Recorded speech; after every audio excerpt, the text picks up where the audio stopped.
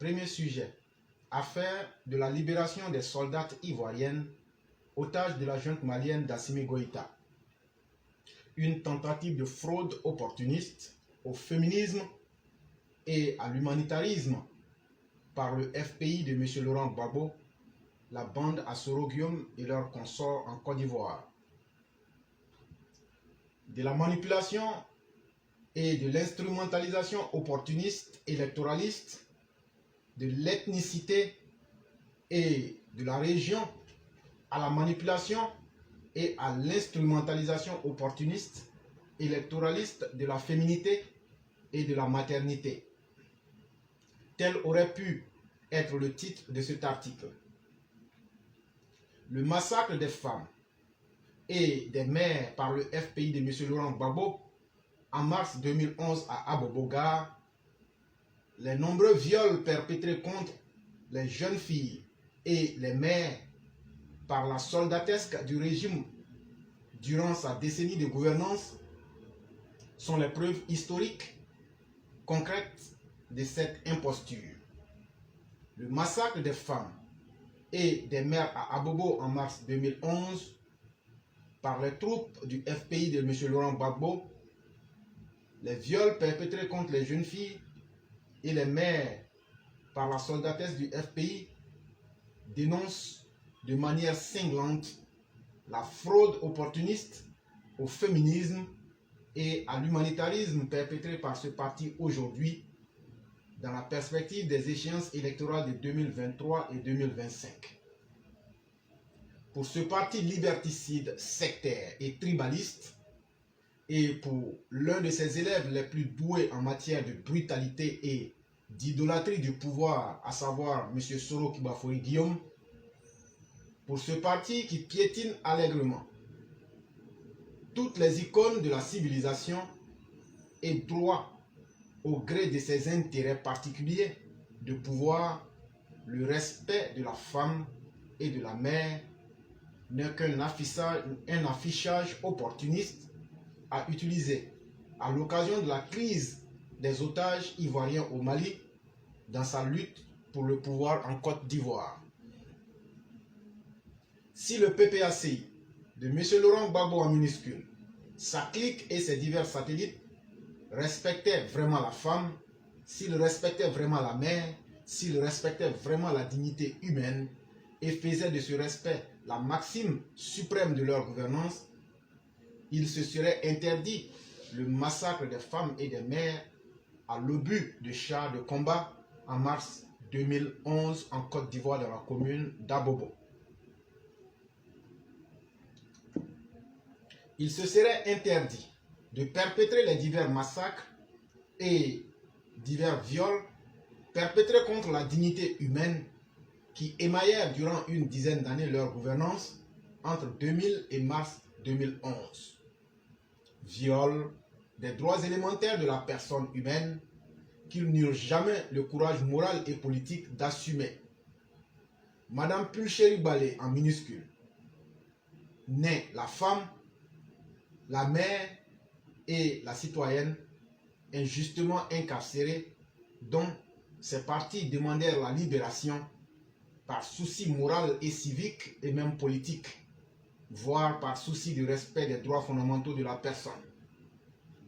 Madame Pulchéri Balé est une activiste en service commandé du PPACI, de M. Laurent Gbagbo et de Soro Kibafori Guillaume et consorts, dont ces entités demandent, contre les lois de l'état de droit et de la République, la libération dans une logique d'insurrection télécommandée et de guerre civile. En cette demande, dont l'objet ultime est de permettre à une bande d'autocrates d'atteindre leurs objectifs privés de pouvoir et de prédation, la femme et la mère, ces icônes de la civilisation humaine et notamment de la civilisation africaine, sont manipulées et instrumentalisées par des délinquants politiques qui n'hésitèrent jamais à utiliser le brandon incendiaire de la division ethnique et confessionnelle pour tenter de s'emparer du pouvoir d'État. Source Alexis Diet, très bel article Sujet numéro 2. Vivre sur le dos de l'État sans rien lui en donner.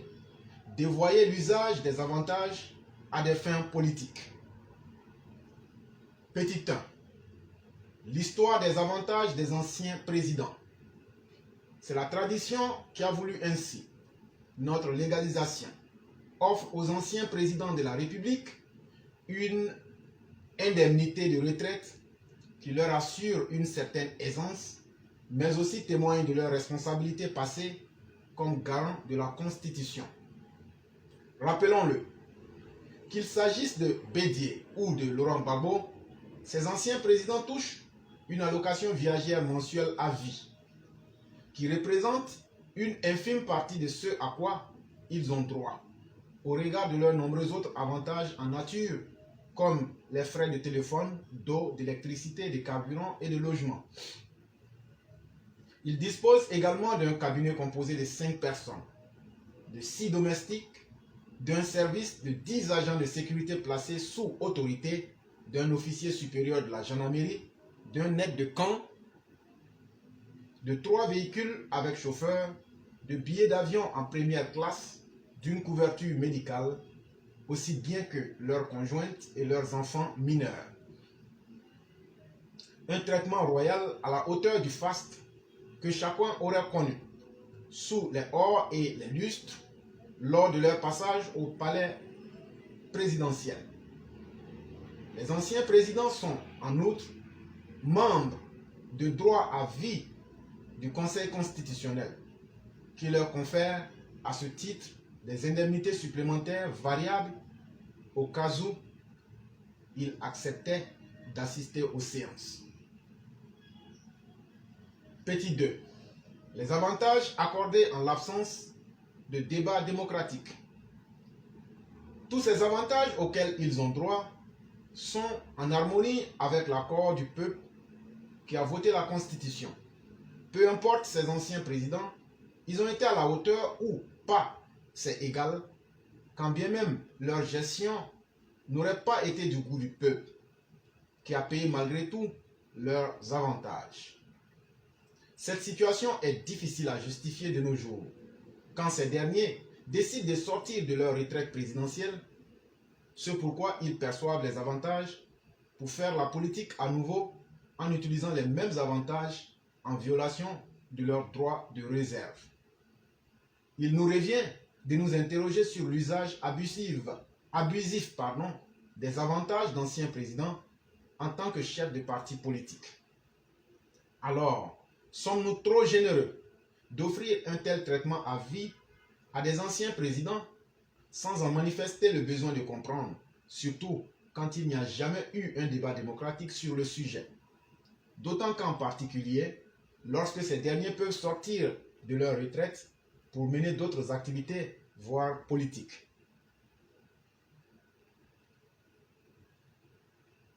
Petit 3.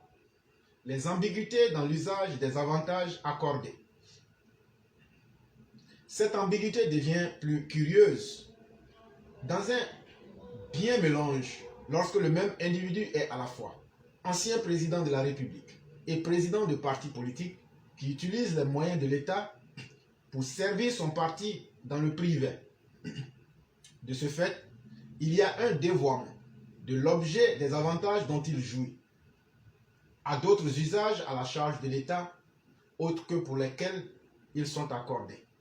En l'occurrence, quand ils se déplacent pour des activités de leur parti, c'est bien le cas d'espèce de Bédié et de Laurent Gbagbo. Notre pays s'est aligné sur la France quant à ses avantages à vie accordés aux anciens présidents. Cependant, aux États-Unis d'Amérique, les avantages de la protection des anciens présidents s'achèvent au bout de 10 ans, tandis qu'en Finlande, ces mêmes avantages cessent automatiquement dès lors que l'exercice de la fonction de Premier ministre, l'équivalent d'un président de la République, prend fin. Petit 4. Le paradoxe du droit de réserve et la responsabilité politique des ex-présidents. La loi en Côte d'Ivoire devrait être plus restrictive sur cette question, surtout quand ces anciens présidents ne respectent pas leurs droits de réserve. d'autant qu'il participe encore à la vie politique en tant que président de parti. Il se prête à des déclarations publiques.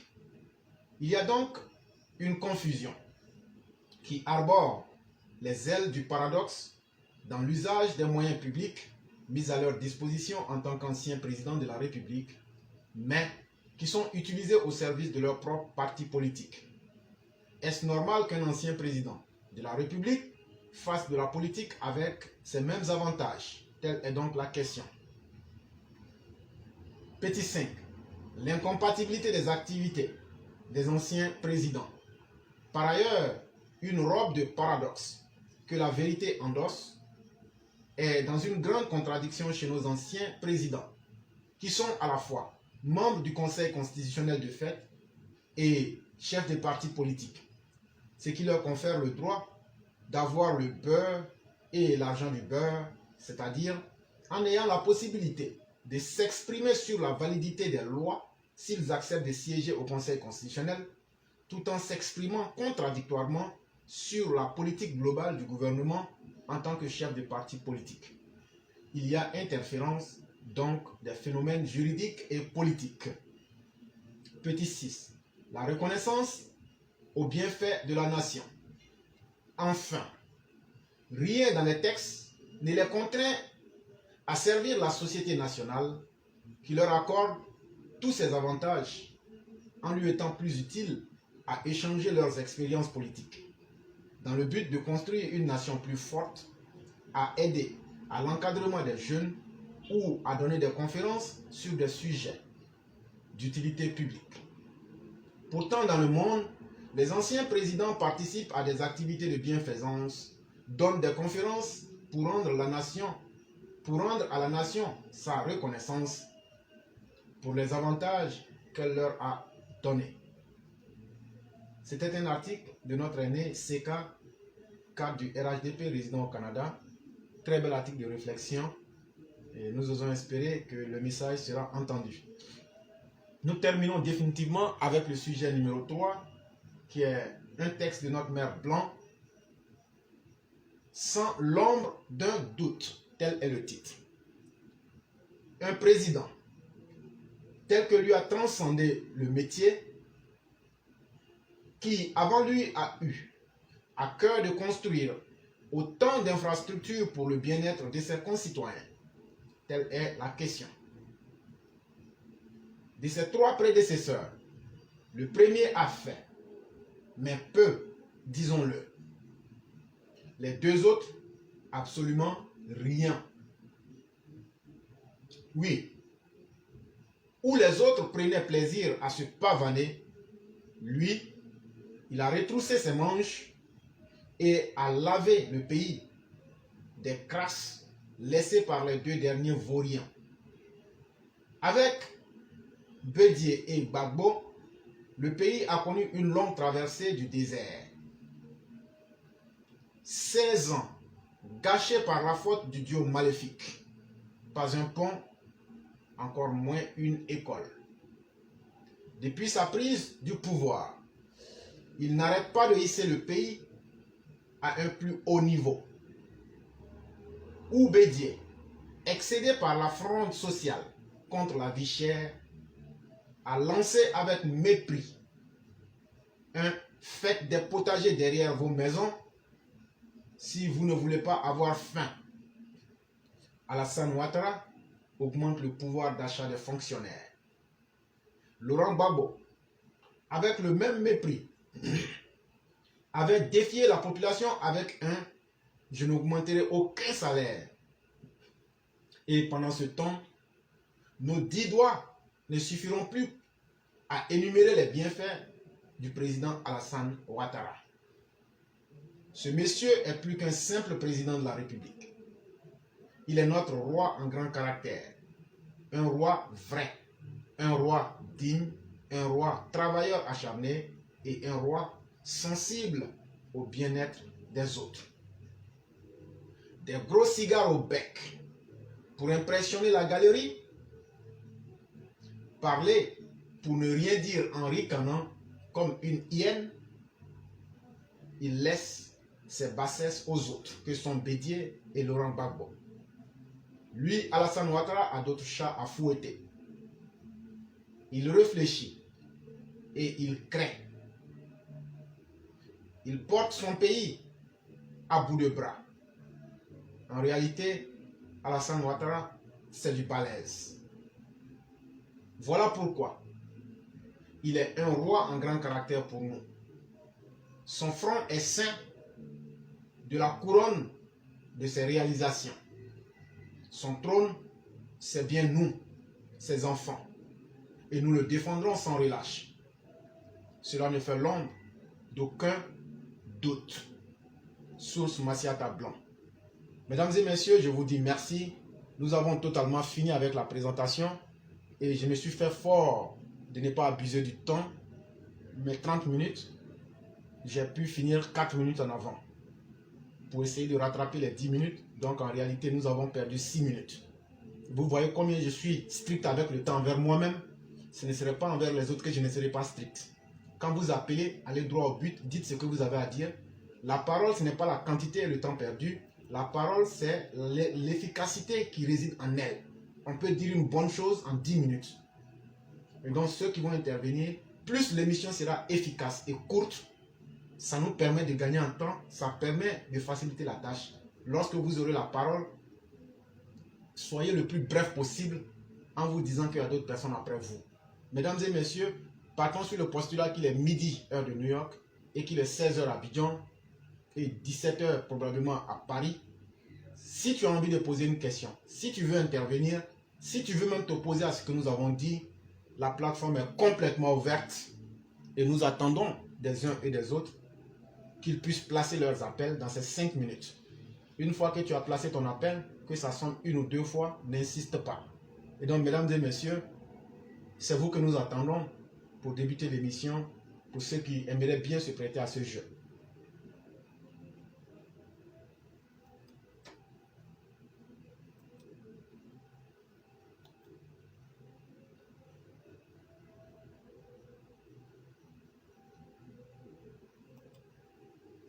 Et s'il vous plaît, avant que nous ne recevions les premiers appels, j'aimerais profiter pour dire merci à tous les élèves de la classe, depuis Abidjan jusqu'à Londres et partout, et vous informer que les élèves de la classe de Londres ont pu bel et bien déposer leur motion de soutien à l'ambassade. Ils l'ont fait, et il faut aussi leur dire merci, à l'instar des autres. Et comme je le disais, toutes ces personnes et tous ceux qui veulent encore dans leur zone géographique déposer leur motion, vous n'avez qu'à rentrer en contact avec moi par Messenger.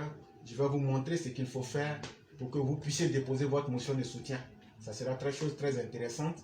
Donc en plus de Paris, en plus d'Abidjan, en plus du Cameroun, en plus de la Suède, il y a Londres qui a pu déposer sa motion.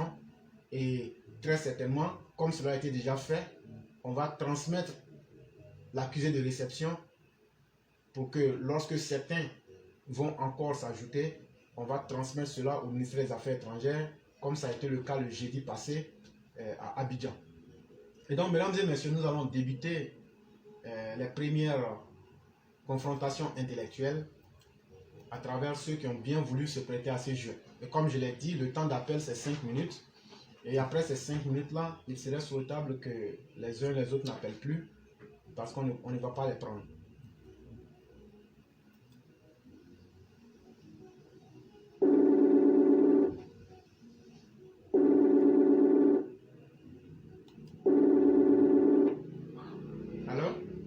Bonsoir, chef frère. Bonsoir, chef frère. Comment allez-vous? Oui, ça va très bien. Et vous? Ça va très bien. Et la semaine, ça débute bien? Oui, ça débute bien. Comme tous les Indiens, en tout cas, ça va. Dieu merci. Donc, vraiment, merci, chef frère, pour la lecture de ces très beaux articles. Donc, chef frère, en toute sincérité, ce que je comptais dire ce soir, au fait, en gros, vous l'avez lu en long et en large dans les articles. Donc, c'était pour vous dire tout simplement à tous les auditeurs, chers frères, normalement, avec ce que nous avons vu dans la crise post-électorale de 2010, normalement, le Grand Gbagbo n'est plus faire de la politique aujourd'hui en Côte d'Ivoire.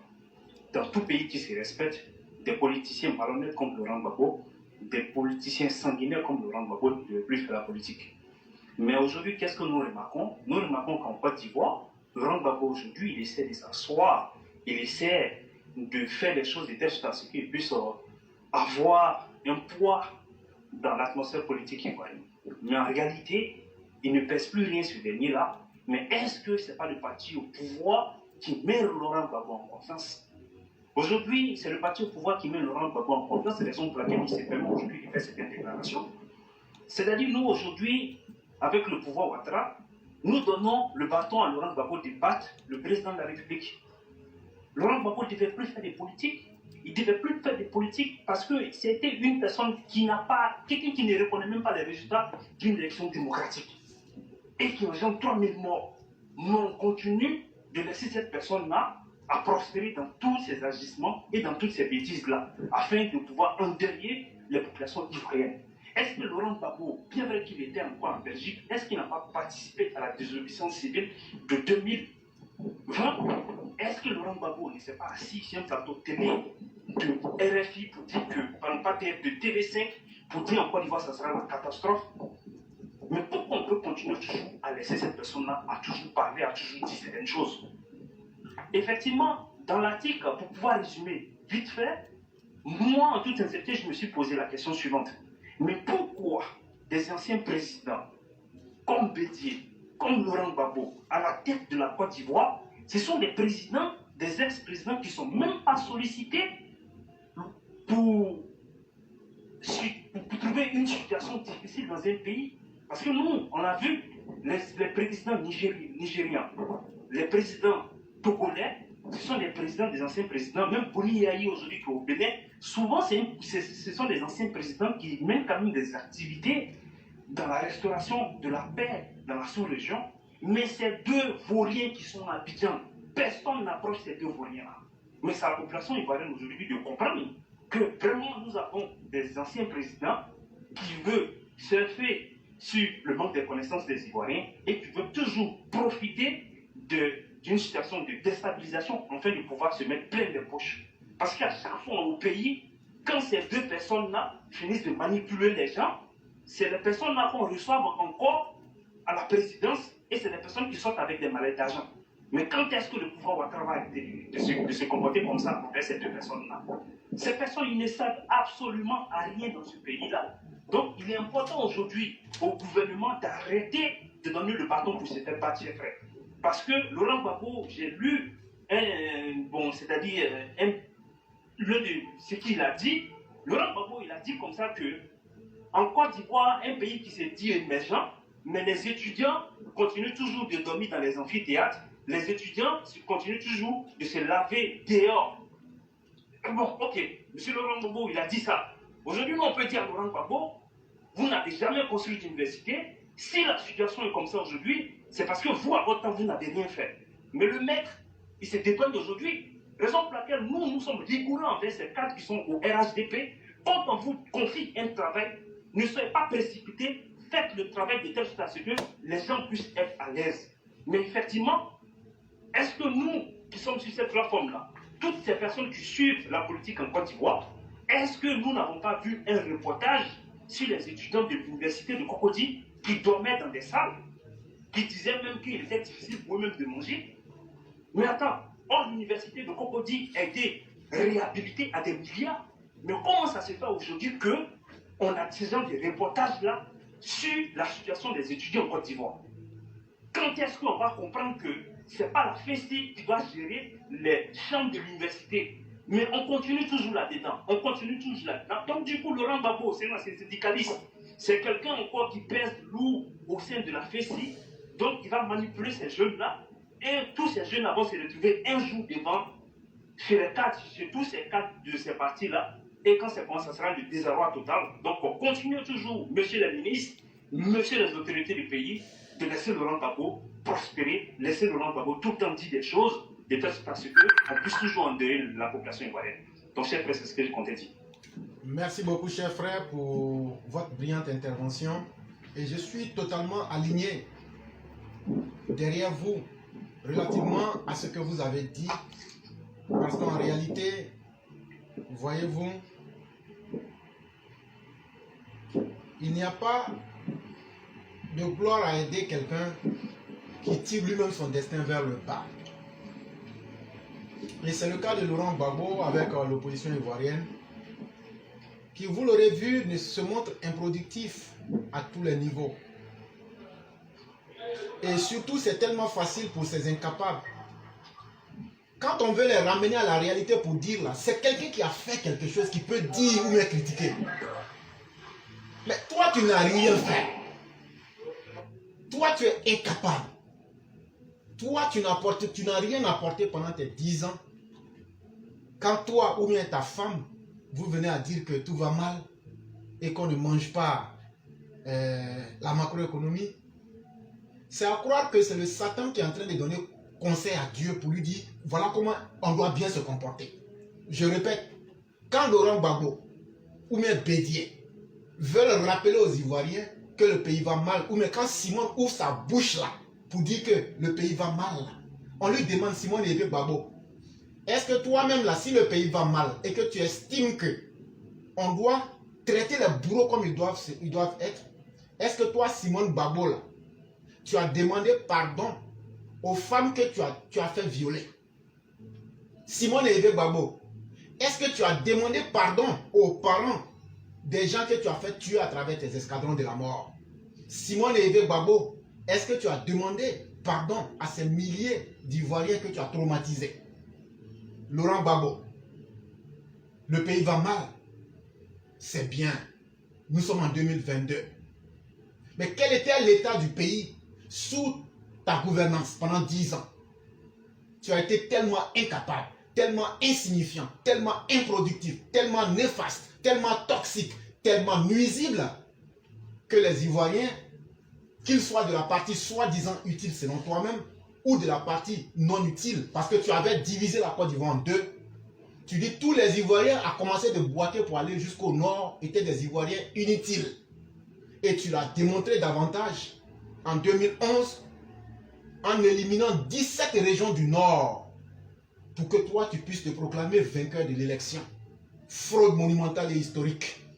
C'est de ce Laurent Gbagbo là que nous parlons.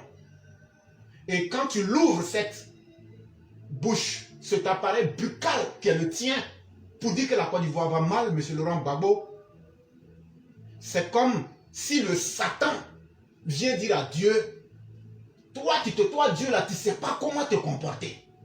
Mais moi, Satan, je vais t'enseigner ce que c'est que bien se comporter. Mais Laurent Gbagbo a totalement raison.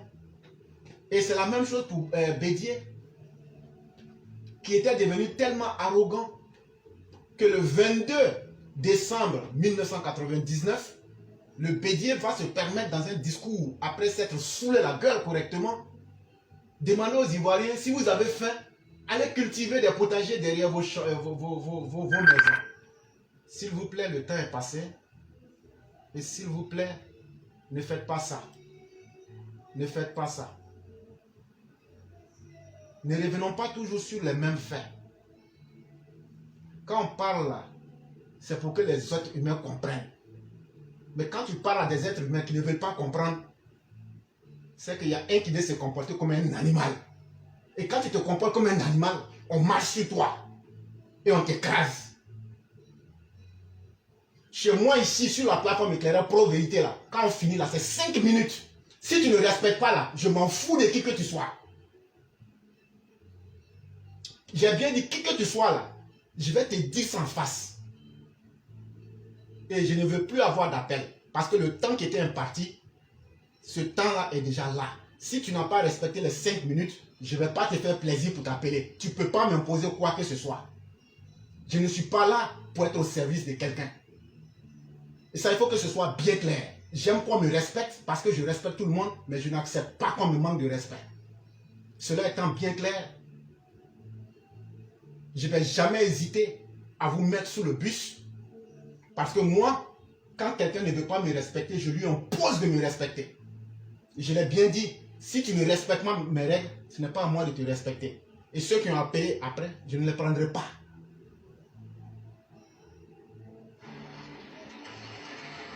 Et donc, chers frères, on vient de me faire perdre la dynamique, je vais m'arrêter là. Sinon, j'avais beaucoup de choses à dire. Mais c'est ça les conséquences quand on appelle n'importe comment. Parce que j'avais beaucoup de choses à dire, mais il suffit d'un appel pour faire ça. Et donc malheureusement, je vais m'arrêter là.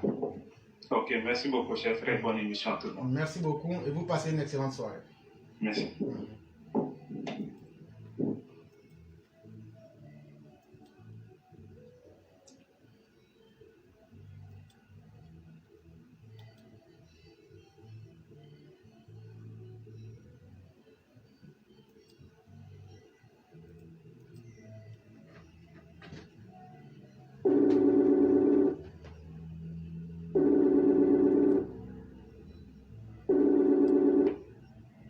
Alors? Alors, bonsoir, éclaireur pour vérité. Bonsoir le cyclone, comment allez-vous? Alhamdulillah, ça va chez vous? Dieu merci, tout va très bien.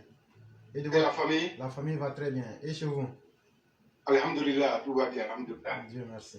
Donc vous avez la Dieu parole. nous aide. Amen. Ok, merci beaucoup. J'ai dit merci à mon précédent qui vient de passer.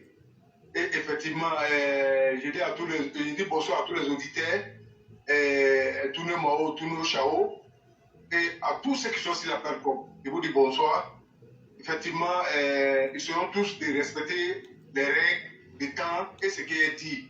Parce que quand on dit quelque chose, il faut pouvoir le respecter même quand c'est dur. C'est très très important. Oui, vous avez dit tout à l'heure, l'appel nous a fait perdre vraiment toutes nos concentrations. Vraiment, c'est pas bien entre nous. Essayez de faire un effort pour être toujours dans les règles. Ce serait très important. Il y a plein de personnes qui sont en arrière-plan. Quand la dynamique est perdue, vraiment, nous tous, vraiment, on se sent très mal à l'aise ici. Donc, merci pour la bonne compréhension. Et la dynamique va revenir tout de suite parce qu'on va aller sur ces pages. Éclaireur, je vous dis merci et bonsoir à toute la famille. Merci beaucoup. Je dis bonsoir, monsieur le président de la République de Côte d'Ivoire, de notre père à tous.